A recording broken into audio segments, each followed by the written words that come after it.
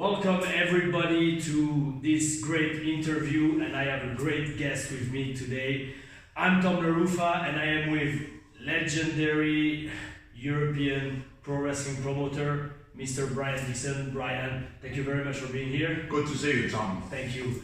We worked together 11 years ago. Many years, yeah. And well, thank you for having me on this great tour. No, good to have you back. Oh, thank you very much. We are having, 8 shows in a row every day? Yeah. That's awesome. Awesome crowd, awesome talents. We're going to talk about that. And like I told you, well, again, thank you. It's honor and a pleasure to be able to talk to you like that, because I'll be honest with you, I've been wrestling for 14 years now, but I can tell you that outside of big companies like WWE or anything that's TV related, All-Star Wrestling, Brian Dixon is the place to be. Everybody, I'm sure, has been here. Everybody wants to be here. So before we go any further, I'm sorry, if you want to introduce yourself. Yeah, well, I've been a wrestling promoter in England for 50 years. This is the 50th year. That in itself is quite an achievement, because I don't think anywhere in the world, certainly not in England or Europe, has there been a promotion that's lasted 50 years. Don't ask me how I've lasted 50 years, but I'm here still to tell the tale, so that's good. Exactly, well that's the thing, because, unlike, like you mentioned, outside of UK and Europe, there's big promotions that have been around for years, but you've been doing it on your own pretty much, right? Oh yeah, one-man company. So why wrestling, by the way? When I was a young boy, yeah. I was a wrestling fan. Okay. I used to go to a magnificent stadium called Liverpool Stadium. Okay. Every Friday night, they used to have wrestling in the stadium. You would walk through the doors and there was an atmosphere straight away. Okay. How many people in attendance? Maybe 800, 600, 800 every Friday. Okay. Always plenty of people. So as a kid, wrestling fan? Wrestling fan. Used to travel around. I got the book to watch wrestling. I went to Bellevue in Manchester. Okay. Maybe 6 times a week. I used to go wrestling. Crazy. So what decades was it? So from being a wrestling fan, I started a fan club. Okay. Interesting. What year? I'm not asking for your age. I just maybe in the 60s. I wouldn't know when. Okay. Fan clubs were quite a new thing. Yeah. And the fan club was called the A to Z fan club. So what was the format of it then? Because no internet, no. Just fans joining in a club to support at the start one wrestler, Jimmy Briggs. Okay. TV star. TV World of Sport? Yeah, try to Jimmy Briggs. Okay. They used to, really good character. So I started for him, and then fan clubs. Locally or national? No, England. Okay. Nice. There was a magazine called The Wrestler. Okay. So the fan club was advertised in the magazine for the fans, and therefore people joined. Subscribe. They had to. Yeah. Okay. Awesome. £1 maybe. Crazy. That's in those days. And how old were you at the time? Maybe 16. So already at 16, you were already a promoter in a way. Yeah. You were promoting a wrestler. Well, that was my first sort of taste. Awesome. And from fan clubs, then I got interested. Obviously, I was sort of going around these different shows, and a wrestler in Liverpool called Kevin Keneally. Okay. I said, "Why don't you wrestle?" I said, "No, not interested." Okay. Well, not really into sports, or you were too much respect for the wrestlers? What? No, it just didn't appeal to me to be a wrestler. Gotcha. Okay. And years gone by since, I'll tell you a story that has rung true. But he said, "Well, referee then." So I used to go to the gym and sort of watch them train, and Gotcha, that wasn't for that. I did weightlifting and that when I was a kid. That was as far as it could go. So I refereed a few matches. Okay. and I enjoyed it. How old were you? How old were you? Then was probably 18. That's young. At that time, did Yeah. they allow people that young into the business? Yeah. Okay. Yeah. So from the days when I was at Liverpool Stadium watching it every Friday night, my biggest achievement was probably, and I sit back and think about the days, I used to be the wrestling fan every Friday night at Liverpool Stadium, getting the autographs of the wrestlers, getting their photographs, taking photographs of them. Then the next step I made was I was selling the programs for people I to heard come about in, that. selling programs to them. Who do you get in touch with? Like The promoter, Okay, promoter. the promoter knew it.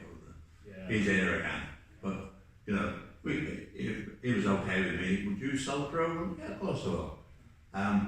So wrestling fan, photographer, fan club organizer, all in the stadium sort of grounds. They all knew about the fan club. Then I sell the programs. But I wouldn't say my biggest achievement, but the biggest thrill, or one of the biggest thrills I ever had, was the day that I promoted my first wrestling show at Liverpool Stadium. Gotcha. Nice. And From wrestling fan to promoter. what year was that? No, I can't. my memory is bad. Yeah, well, you've done so many shows anyway. I'm pretty sure you. And we had Mighty John Quinn, the Canadian, in. Okay. And the houses at the stadium with joint promotions are down, maybe 200 people every Friday, nothing. I come in, posters everywhere, Mighty John Quinn, like last week in February, say, joint promotions, first Friday in March, All-Star, Mighty John Quinn, posters everywhere, 1,000 people in the stadium, from 200, 1,000, 1 week, build. That's awesome. Yeah. So that was real, you know, it was nice. And we also, in my sort of reign to be established, we tried to get women wrestlers in London. Okay. GLC rules, no way. GLC? Greater London Council. Okay, yeah. They license all the halls. Yeah. No way, again, keep sending letters, keep sending Parliament people letters, why Yeah. this is sex discrimination, why not? So eventually we got the yes. So the first show That must have been big. I put at the Royal Albert Hall, Yeah, wow, big. the biggest venue, you know, the Yeah, I know well-respected the name. venue. Yeah. I put the girls in there. Unfortunately, it wasn't as good as I wanted it to be because I didn't realise at the time that Friday night in London, everybody works in London Monday to Friday. All the people then leave the city and go to the country retreats. Yeah. So they had a house in the country, so nobody in London on a Friday night. Yeah. We did okay, we got a good, reasonable crowd, but we got the girls in London, and it was my wife obviously, but we went in at the very top. Gotcha. You couldn't get a better venue than, it's like Madison Square Garden. Yeah. You know, we went to the very top, and that was the night. We achieved all we wanted to achieve, to get girls into London. She made a record that the girls into London town sang, went into the charts in England. Yeah, you made history. Yeah, and she retired at that. We'd done what we wanted to do, and she'd appeared in London, and she was badly hurt. She was injured all the time, her back. Yeah, yeah, it's hard. And And that's why, one thing, personally, I have so much respect for women wrestlers because the sport is hard on the body. Oh, yeah. It's for women, like, it's even harder. oh yeah, they're not built, you know. Yeah. They're not. Well, the two girls that we have on this tour Yeah.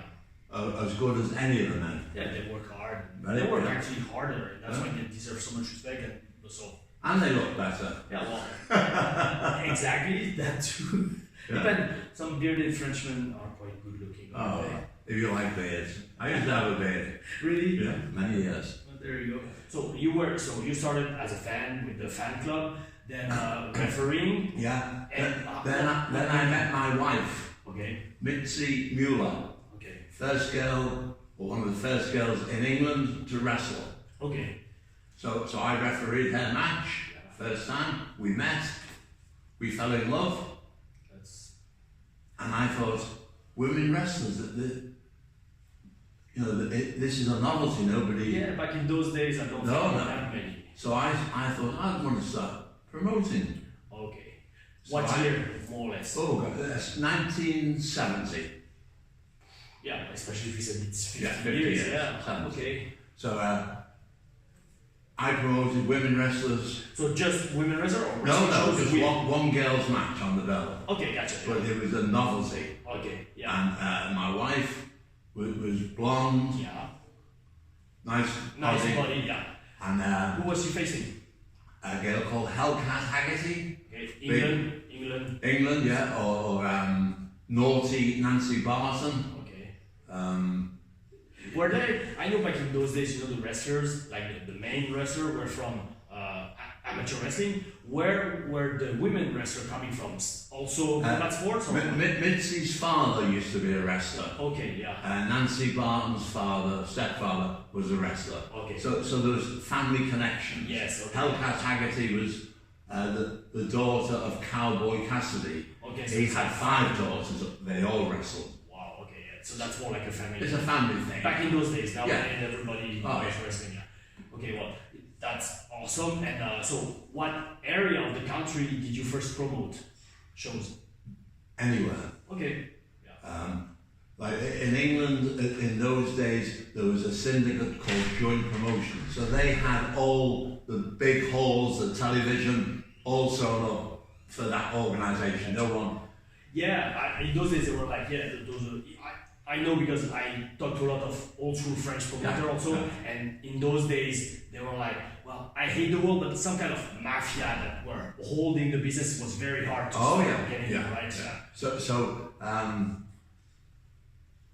all the good venues and the great names too, I guess. Oh yeah. They had television, so they could make names. Gotcha. And they used to bring Robert Duranzi. And all, in the 60s and the 70s, all the big names from Ricky Starr, the ballet dancer, was here. Sky High Lee, 6'9", Texan. Peter Navia, who went on to the James Bond films. Odd Job, Togo, Great Togo. So all those were in England all the time. But with those major with that company. Okay. So 2 questions. So first off, so you're starting to promote shows on your own against those giants. Yeah. Women wrestling made you stand out. Did you want to bring something new to the product, or how did you? What was your mentality? The way I saw it was I knew that the joint promotion, the Dale Martin syndicate, the promoter, was getting lazy. Okay. Money coming in everywhere. They lost interest in the job. They didn't promote wrestling. They just wanted the cash. You go there. Yeah. No match. Same in France. Yeah. So the venues they were running were going down because the matches weren't good. Yeah, I gotcha. They were boring.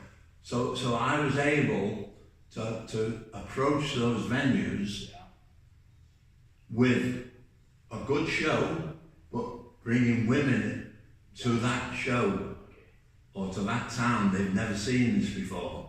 Gotcha. People all around the building queuing to get in. Gotcha. Novelty. Gotcha. Okay. Yeah. But was it actually brand new in just the UK or Europe as a whole? UK. Okay. UK. Gotcha. Yeah. Gotcha. And there was still French. We brought French girls over. Loretta, Nina McNanny. I know them. In the late 70s. Gotcha. I know the later generation. You know Gabi Laili? She was an Indian. I know the name. Yeah, she was more like actually in French. She was the mother of one of my ex-girlfriends. She was the daughter of Flesh Golden. All right. Yeah. So they had a daughter together. So question now. We go this way. I don't have. I have questions in my head, but I like hearing your story, so it gives me avenues to go. Yeah. I don't think those big syndicates liked seeing someone like you come. Oh no, they hated me. They hated me. Exactly. So I don't know. I don't want to go into details, but did you have some attacks or? No. They tried to make it difficult with the venues, saying, "Oh no, these girls, they're amateurs. It's obscene," and no. But business proved this was good. And you're still around. I'm still around. But I was going around and doing good business. Okay. So the joint promotion wrestlers then, all of a sudden, they wanted to. Who's this guy that's running shows? I was going to ask you like the big names at the time. How did they react and how did you get them? Because I was here, there, and everywhere, and wrestlers talk. This fella from Liverpool, he's doing good. Exactly. So I think the more money you made, the better the pace for the wrestlers. Right? Yeah. Okay. So I can't think who the first wrestler was that come over from joint promotion, but one by one, they would approach me. Gotcha. Would you be interested? Phone in using letter? Bump into on the road, on the motorways. And how old were you at that time?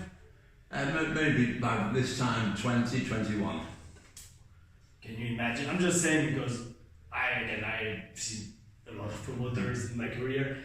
You're 21 and you're already going against giants, and I guess real men at those times, the wrestlers were like, what, 30s, 40s? Yeah. They come to you, to a young guy that's like 21? Yeah.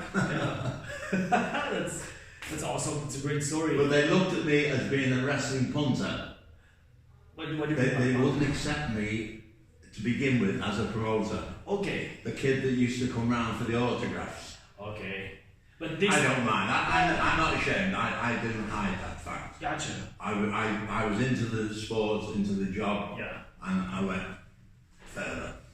But I guess once they started working for you, they saw that you were professional and they... I had a lot of help with different guys coming in with good ideas. Okay. So they helped me. They helped establish me to take from there to go next level. Okay. Mighty John Quinn from Canada. He was in England for joint promotions. He bumped into us on the road. Come over to me. Gotcha. With some great ideas. Kendo Nagasaki. Yes, I know. He went to Canada. He was hypnotizing people, right? Yeah. Very, very good for the business. Good character. Yeah. Actually, sorry to cut you off, but that gives me some good ideas. So, exactly. So you mentioned how women wrestling for you made you create interest, a buzz, as we say now, and I always like to draw not the line, but understand how characters came into wrestling. So when do you think in British wrestling characters like gimmicks started to gain importance? Because television. Okay, yeah. On television, in any sport, boxing, football, if you've got a character or a gimmick, automatically you're ahead of the others. Gotcha. Because people remember you. Muhammad Ali, good boxer, but on the microphone, he says, I copied wrestlers. Him, everyone knows Muhammad Ali, Cassius Clay, all for wrestling. And that's awesome, especially to hear it from your mouth, as a, let's say, I'm going to say the best promoter in Europe and one of the best in the world, definitely. Because there's another point I will get to, but it's awesome to hear you mention that wrestling is important, but characters. Characters, That's what makes in any sport. In any sport.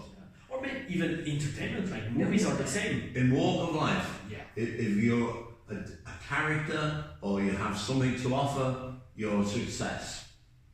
There you go. We could end here, but no, there's lots of stuff that I'd love to talk with you about. So I know All-Star has been known, or you've not always been All-Star? Or? No, we first started as Wrestling Enterprises. Okay.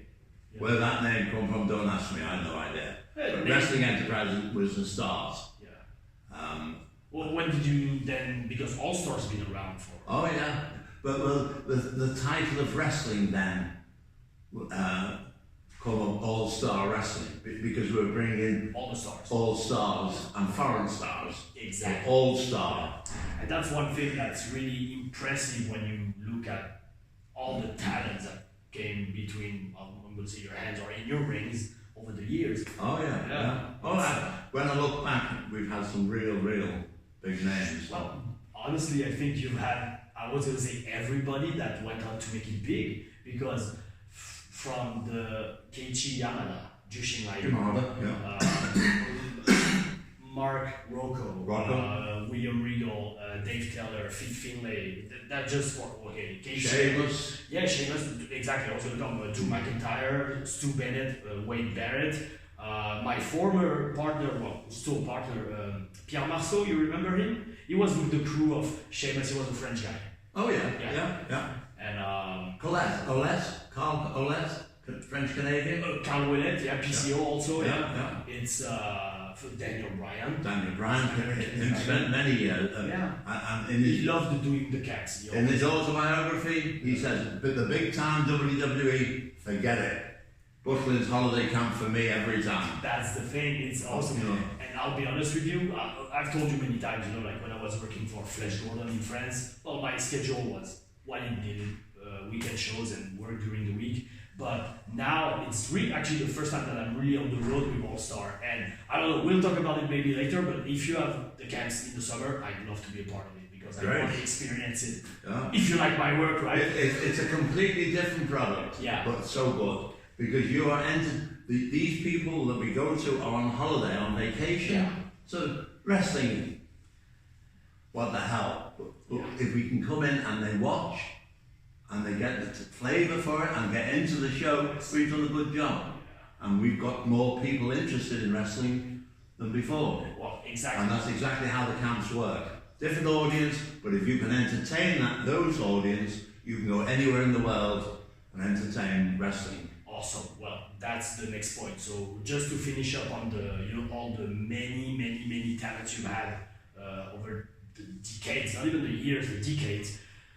I know it's, I was going to say, well, I got two questions for that. First off, what criteria were you looking for before hiring a wrestler? Was it word mouth to ear, or did you have someone actually like an agent being like, hey, that guy's good, book him, or how would it work? They would come to me. Okay. Nicely, my reputation was good. Okay. And people would approach me. I never ever looked for approach. No. Okay, gotcha. Yeah. Because I guess you had so much shows, so much work that people would come. No, because I didn't feel adequate enough to approach somebody who was already in the job. Okay, gotcha. Yeah. What could I offer? Phone them up. What could I offer now? And how did you have the connection then for Japan, Canada? Because I think you got also TJ Wilson, Tyson Kidd. Yeah. So all those connections. Again, you see, reputation. Okay. Rollerball Rocco, a very good friend for me. Yeah. Him goes to Japan, sees some Japanese. Yamada. Okay. Yeah. Jushin Liger. Yeah. Liger. Keiichi Yamada. He says, if I bring him to England, will you use him? Yeah. Very raw. Yeah. But Yamada comes to England now, huge star. Yeah. But he learned his craft also in Japan, but the showmanship here in England. Exactly, that's the thing. Yeah. So Andre the Giant, him come to England purely to learn psychology and working the crowd. Yeah, exactly. That's what it's all about. Because people think it's easy. Well, again, we'll come to the view of wrestling, I guess later. But I asked you how the wrestlers. Are there any wrestlers over those 50 years that you've promoted? I'm not gonna ask you the best or a top 3, but on the top of your head right now, what wrestlers really impressed you or made you think, okay, that guy is one of the best, or how did like, this will surprise you in one way, but not surprise you in another. Mitzi Mueller. Okay. I made more money with girl wrestlers than anybody else. Gotcha. Okay. What made her special? I hold my hands up. She was the star that made me the promoter I am today. Gotcha. Okay. Well, did she connect with the people, or? Oh yeah, she had everything. Okay. Yeah. She's a nice girl, looking girl, blonde hair. She from wrestling, television approached us to do some acting. Yeah. So she became a household name in that particular era. And that's an awesome transition. So now, here's the thing. All-Star Wrestling, 50 years in the business. Brian Dixon, world-known promoter. They all take the mickey. They all have my voice in America. Everyone knows the voice. I've heard many. I won't be good enough because again, being French, my Robbie Brookside, yeah. I think it's me. And I listen to Brookside talk, I think that's me. Yeah, actually, well, yeah. Even here, someone's Spitfire. voice. Yeah, Spitfire. he has a good one. Okay, now, Brian Dixon, what are you looking for when you have a wrestling show? What do you expect? What do you want from the wrestlers? I want the people are coming in, they pay the money. I want those people to have the best nights, entertainment, very much a kids show. Yeah. And if the kids are into the wrestling show and they're happy, the parents are happy. Exactly. Well, yeah. Because the parents are the one that pay anyway. Oh yeah. So I can quite honestly say that this particular team that I have, with yourself included, and all the Italian talent we have, is one of the best groups of people to give All-Star Promotions a package show, and a show like we're doing at the moment has not been equal for a long, long time. Well, thank you very much for saying that. I appreciate I got goosebumps just saying that because that's one thing, and that's exactly what I thought actually yesterday about the show, and I almost had like teary eyes. It's when you see kids, but also special need kids enjoy the show so much and come to you for autographs and stuff. It makes you think like it's very hard, all the bumps and stuff, and being on the road away from the family, but it makes it all worth it. We just look at last night's show. 5 excellent matches. They could go anywhere in the world and would get the same recognition and the same applause anywhere because it's from action from the bell to the start to the finish. And one thing that, also because you have a good promoting mind. I see you work, like sometimes I know some people, again, that's part of the job, but some people like to do the card months in advance. Oh. I'm surprised actually that you just come out and sometimes several hours before the show, tonight, let's do this, and it works. Yeah. Also because you have professionals, that helps. Yeah. You need guys that know how to do the job, but it's awesome to see that, like you said, like you just do the pairing and it works with the people, but it's also very, I know, especially nowadays, and we're gonna get to that subject where internet is big, and a lot of the wrestling goes toward the internet, and a lot of people think they know everything just because they're behind the computer. They know how the biz work, but you've been doing this, not just staying behind. I don't do the internet at all. And that's all the old school. Yeah, exactly. But I compare it to Flash because Flash doesn't run as much as you in France, Flash Gordon, but he's the same. He's always on the road, promoting and trying to sign shows, but there's no point in losing time and wasting time on the internet. But here's the thing. Like you mentioned, the kids, they're the main, not the main, the parents are important, but if you get the kids to enjoy the show, it's what you're looking for. But that's the thing, because and some people might look at that, it's family type wrestling, but to me, like you said, it's really how you learn the job. Yeah, of course. Because when you're kids, they dream easily, but to get, like you said, the crowd, I guess, for the camps that doesn't know about wrestling, they're not wrestling fans, to get them to buy into the product, that's a feat. Oh yeah. Because all those internet fans, they already know wrestling, so they know how it works, but it's definitely something. And also, when small children come to the show, you have to give them action. Yeah. If they see somebody on the canvas being picked up and thrown or technical stuff. No entertainment. Yes. This is entertainment, sporting entertainment. Gotcha. And it has to be big action all the way. And people interacting enjoy it. Yeah, gotcha. Well, explained this way, it makes so much sense. And you've done some TVs, right? Yeah. In your career. Yeah. So what was the difference then between TV work and live work? Live event work. How did you approach TV? Making a nuisance of myself, writing letters all the time. Yeah. Writing letters, saying that the shows are only okay. There are far better shows away from joint promotions. Just come and see a show. Never. Maybe 2 years, and then I wrote again 1 year, and a new producer for the world of sport, Yeah. Mike Archer. Yeah. He read the letter. So that's how you got your first Yeah. TV deal, yeah. So like he was fully connected with joint promotions. So he could see that the shows weren't as good as they had been years ago. Mm-hmm. So he wrote to me and said, come down to London, we'll have a meeting. Okay. And I spoke to him and we got on well. And you were still in your 20s? Or 30s maybe? I'd be 30s was probably by then, yeah. So he said, I can't promise you anything, but he said, if I was a betting man, I would say that you're going to get a chance of television sometime in the future. And the World Cup was on at this particular day. So he said, we've got to get rid, we're going away now for 6 weeks to do the World Cup, and then it's summertime. So let me go away and think about things, and I'll come back to you. Did you have a tape of your product to show him, or just... No. Okay. So I said, come to the show, come and see the show. So maybe 6 months, 8 months passed, nothing. And then he got in touch with me, and we met, had a few meetings again and talked, and the more I went and spoke to him, the more I felt this guy is going to give us a chance. I can tell he likes, the way we talk, he likes. So eventually he come to a show in Aylesbury, which is not in the south of England, not too far away. And they come along, I can't remember what the bill was, no idea what the bill was. But he went away and phoned me the next day. He said, yeah, I like the show and this.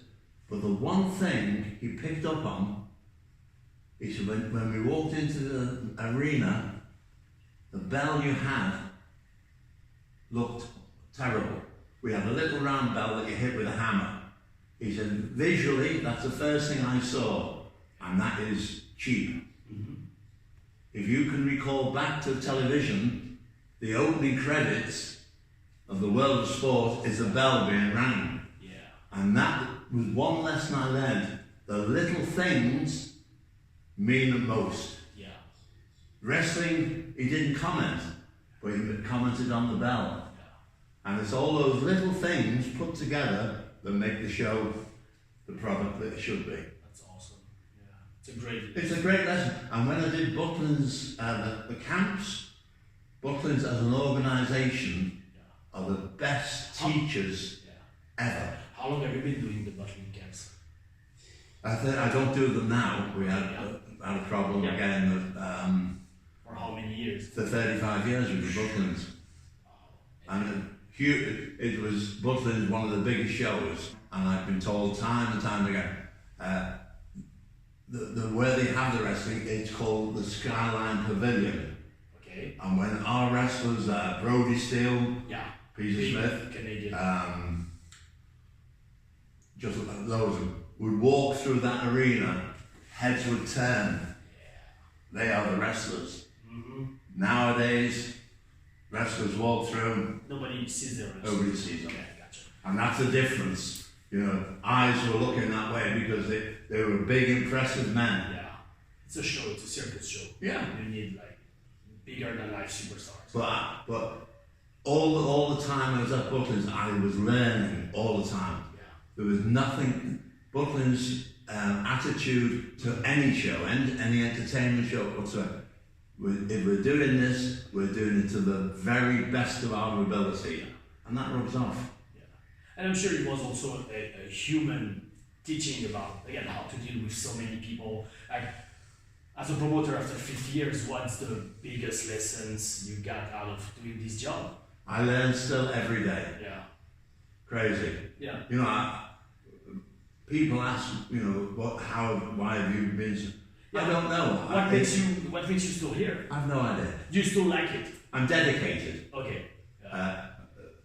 I spend, not nowadays now because too old, but before time I used to be in the office 9 o'clock every morning and then hit the road at 1 o'clock, drive, get home maybe 2 a.m, but back in the office very next morning 9 a.m. So my whole life was in this job. Gotcha. That's well, congratulations. Thank you too. Thank you. Yeah, and also, if I was putting in that sort of time in any other job, I'd be a millionaire. Now, I'm looking to make a wage, but it's something I enjoy. Exactly. Exactly. If you still enjoy it, it's awesome. Yeah. And well, hey, we talked about pretty much everything. I have a question, especially because I'm going to send that video to a lot of people, like and put it on YouTube, of course, if you're okay with it. Yeah, I don't mind. Would you have any advice for young wrestlers or people that want to get in the job, like as a promoter? Because we hear wrestlers, we hear coaches, but as one of the best promoter in the world, what are you looking for in a wrestler? Well, today's product, like the world of sport as a TV program was okay. Yeah. But in those days, tomorrow night we're in a venue called, where have you been? Fairfield Halls in Croydon, that's where you come to. Exactly. And in the old days, not when you were there, because before I took over, the seconds away, round one, ring the bell. Maybe 5 minutes, maybe 10-minute rounds. And they would have a hold on the canvas for 3-4 minutes. No action, nothing whatsoever. And at the end of the round, the bell goes, the people applaud. Okay. Nowadays, they pay the money, high-flying excitement all the time. Yeah. So today's product, much better. Okay. And you've got to be able to do that high-flying and Action. also have the wrestling ability as well. Okay, so that's for the in-ring part. Now, when it comes to look, character, well, again, I guess bigger than life superstar, but like, what do you think is more important? The character, the appearance, I guess, in the physique, the interaction with the crowd, the personality? The whole mix together. Yeah. If you've got, you know, there's so many different things. You've got wrestlers that can wrestle. Yeah. You've got young guys that look good and the girls like, Yeah. but good bodies. Yeah. You've got the freaks. I won't look at you this way. you know, the characters. Yeah. But the essence of it all, you can't be a good performer if you haven't got the background knowledge of wrestling. Yeah. And that's where in America, not so much now, because the English guys are over there showing them the way to work. But before, they relied on gimmicks. Or couldn't, you know, like 3-minute matches. In England, they come and do maybe 25 minutes. It's because they're capable, they can do it. And like you said, like you have to have the mentality and then understand that it's a show, okay, but at the end of the day, you're still in the ring to win the match. Oh, entertain the people, but you don't entertain them by just doing stupid stuff. You have to always like you have to tell the story, and that's very often the public who pay the money they decide who they like and who they don't like. We don't have to paint a picture. This is a bad guy. This is a good guy. They choose. The public. Like last night, they were cheering you for some time. Sometimes, yeah. You know, so everything is always different. Yeah. So you let the story take itself where it's going. Well, Mr. Brian, I was going to say Mr. Dixon, thank you. Is there anything else you want to add? Like, do you have a wrestling school? Do you have, we have 5 more shows, I think, this week coming up. Something like that. And, the video will come out after the shows, definitely. But, generally speaking, you have a wrestling school, right? We have a wrestling school where my son-in-law, Dean Allmark, awesome talent. Dino, Awesome. he runs that school. We've had some real good guys come out of the school. Yeah. And like when we were talking earlier on, at one stage, maybe 5 years, possibly 4 years ago, the top 10 WWE wrestlers, 5 of them were up from All-Star. Exactly, yeah. That's exactly. Which is you know, I'm proud to have it. There was not like in football, transfer fees coming around. it was just the privilege of knowing that those guys learned their trade with All Star and then went to the top. Well, I can think of Drew McIntyre. McIntyre, I think he's going to headline WrestleMania. Yeah, he's just won the Rumble or something. Awesome, and very nice guy too. Yeah.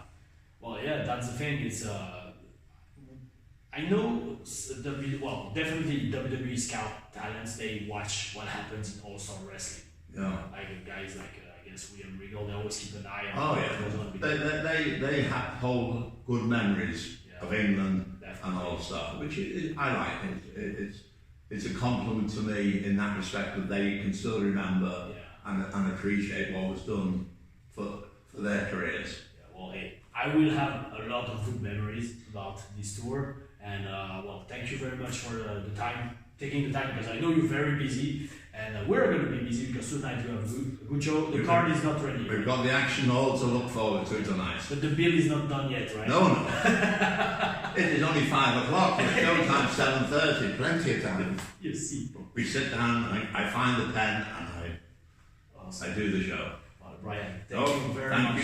Thank you. I appreciate the time. Fans, wrestler, you can thank this man, because without him, honestly, I don't think the wrestling, I was going to say the wrestling scene in Europe, but the wrestling scene worldwide wouldn't be here if you didn't give their chance to Drew McIntyre. Again, I'm saying Sheamus too. Sheamus. Yeah. Did you have Cesaro? Claudio Castagnoli? No. No, he never came to Warsaw. Okay, gotcha. But I admire his talents very good.